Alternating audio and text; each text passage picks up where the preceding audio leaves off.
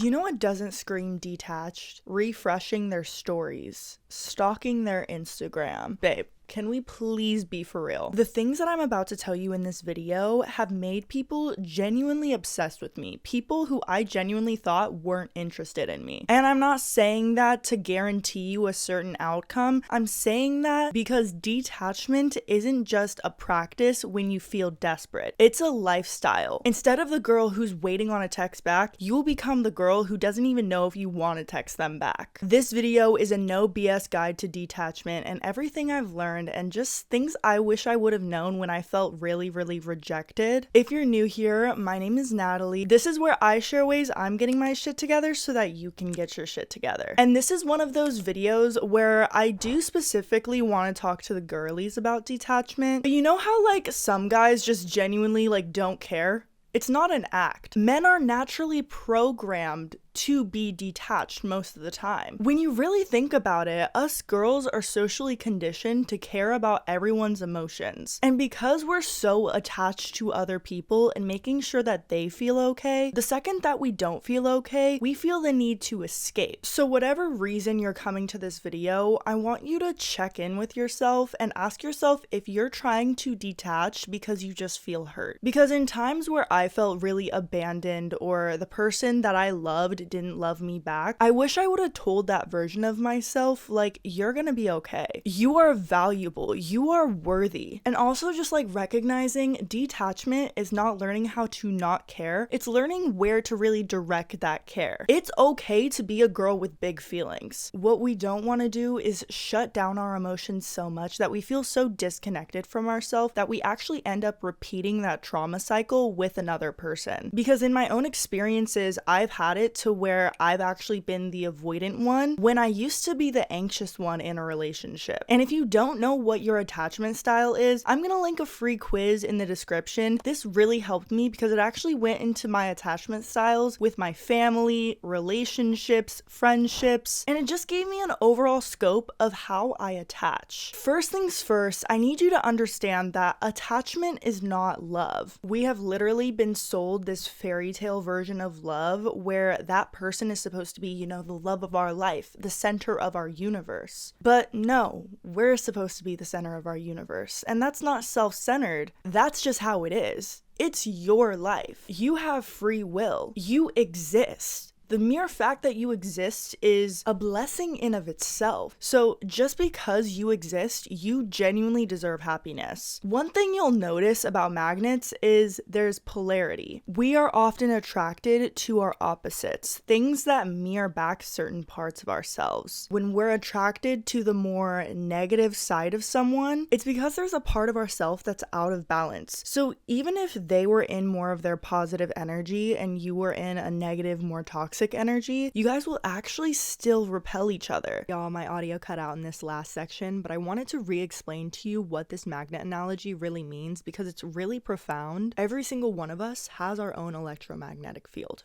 Imagine your emotions as magnets. When we become attached to people or outcomes or whatever we're attached to, it's because something in our magnetic field is disrupted by another person's energy. And this is the only way I can really describe it, so stick with me here. But basically, on a quantum level, in a magnet, electrons are actually arranged so their spins work together rather than just like randomly. This is why certain metals are attracted to a magnet, because just as a magnet doesn't really choose like which metal objects it attracts, you don't necessarily choose what you're attracted to. Metals that are magnetic have electrons that usually have an uneven spin. This means that they have a charge, and that charge is either positive or negative. Now, this literally doesn't mean positivity and negativity. It's not that. It's just a simple charge. All it means atomically is one electron is spinning one way or a different way. That's all it means. But this imbalance of electrons is what causes metals to be attracted to a magnet. When a magnet encounters metals with unbalanced electrons, there's immediate attraction. But the false promise is that that metal can't really bond with the magnet. This mirrors exactly how we're typically attracted to people, because oftentimes we assume that someone else is going to be our other half and that they are going to complete us, when in reality, we are off balance. What so many people don't understand about becoming magnetic, you don't play the game. It doesn't matter if you're positive or negatively charged. If you're charged, you are unbalanced. You're not going to be able to experience love to the fullest extent. Detachment is not learning to just not care. It's learning where to redirect the care you have, because it doesn't matter which way you are charged. If you are charged and polarized, you are going to create chaos within yourself. So when you think of detachment, think of it like you're neutralizing your own magnetic field.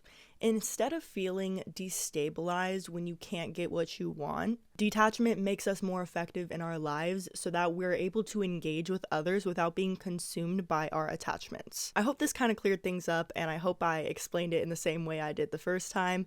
But back to the regular video. And so this concept of attachment is trying to find your other half. Detachment is realizing that you have everything you need right in front of you. You are whole already. When someone is showing disinterest in you, you are attracted to it because you are showing disinterest in yourself. Everything is a mirror.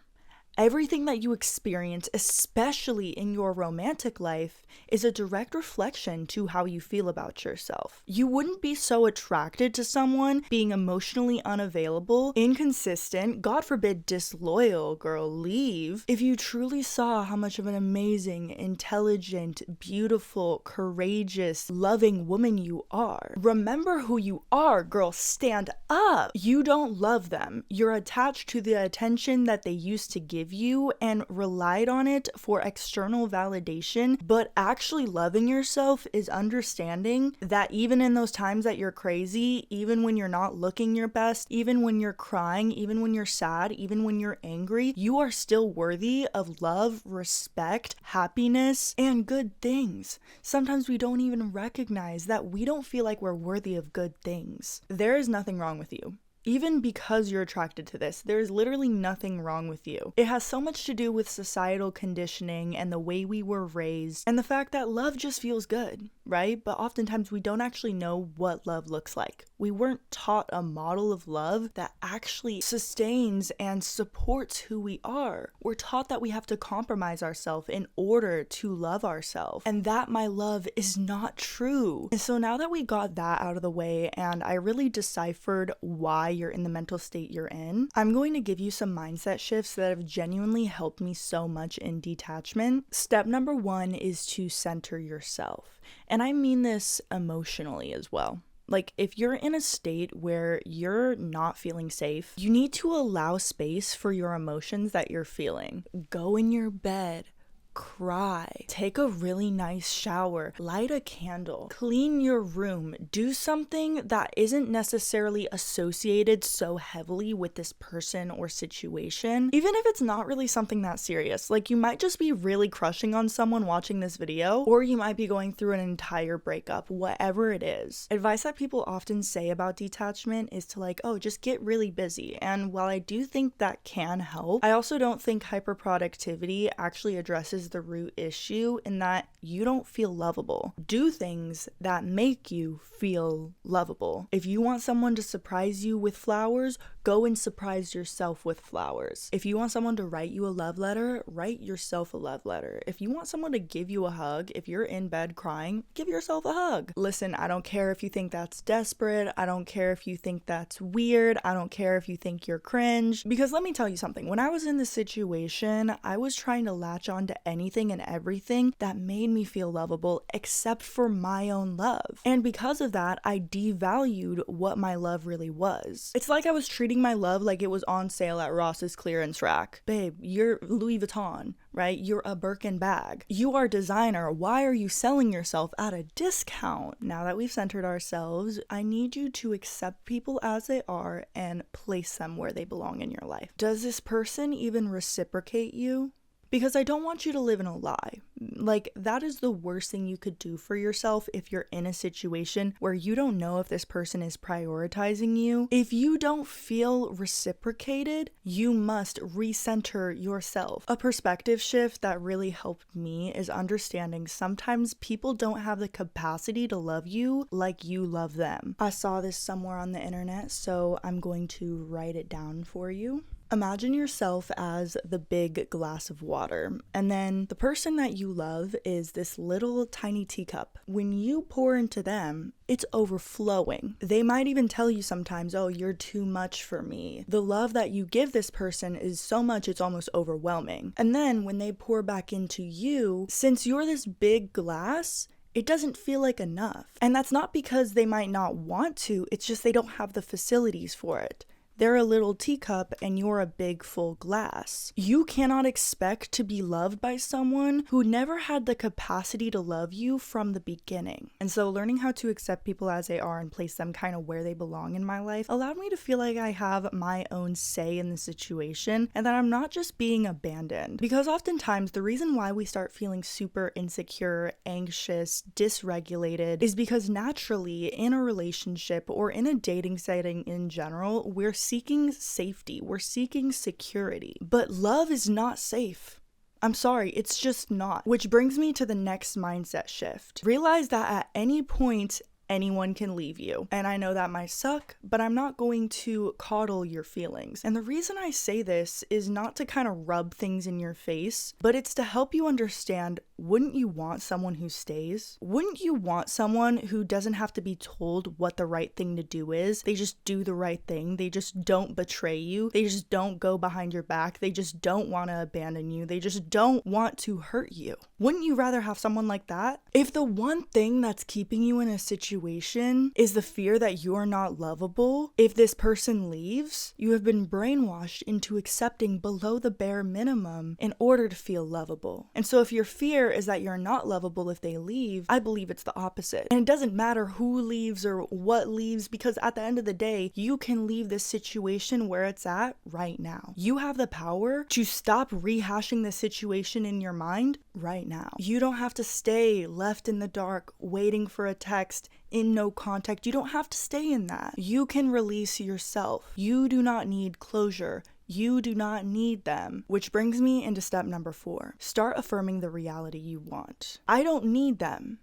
They need me. Do this with anything. Not even people, and you will become so extremely magnetic, it's actually insane. I'm not even kidding. Anything I wanted, once I used this mindset shift, has usually come within like a month of me just detaching, utilizing this. I don't need the money needs me. I don't need the opportunity needs me. When you finally shift out of the energy of need, God, the universe, whatever you believe, gives you more. Because you're in the energy of flow. You're in the energy of gratitude. Think about it. If God sees you complaining about the current situation you're in, yet you're staying, you're not making room for abundance. You're not making room for the person to come into your life better than before, or a completely different person to come in. You are not making room for what's meant for you. If you're stuck clinging on to things and saying, well, I need this in order to be lovable, what's going to happen? And you might not be consciously realizing you're doing this, but if anything I'm saying is resonating in this video, get out of journal, start writing about it. Start asking yourself, what can I let go of? Sometimes we think we need to do more. Sometimes the solution isn't to do more. It's to understand that what you're already doing is enough, that you are enough just because you exist. And that doesn't mean that you don't have to put in any work. If you want a certain opportunity, you got to put yourself in scenarios where you can be in that opportunity. But are you really going to find those opportunities if you're stuck doing the same exact thing? The answer is no. You need to be open to new things in order to move into new places. If you want true love, you need to let go of attachment, because attachment is not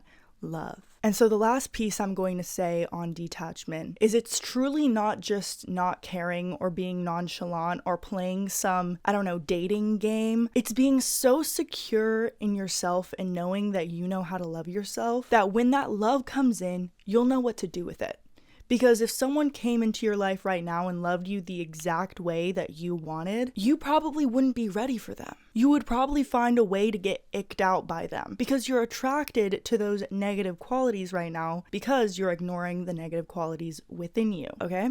So with that being said, you guys, I really hope this video gave some clarity. This is something that I've been kind of ruminating in on my life because YouTube's algorithm just did a big shift. And so one thing I really want to ask of you guys is if you could please like this video and comment down below, because the algorithm changed to focusing on community engagement more than subscribers or things like that. So my videos aren't actually being recommended to my subscribers. So if you go ahead and turn my post notifications on, not only does it help me, but it helps you see my videos so I can further help you with my content. With that being said, besties, all of my links will be down in the description, including my Get Your Shit Together community. I love you guys so much. Stay safe and stay detached.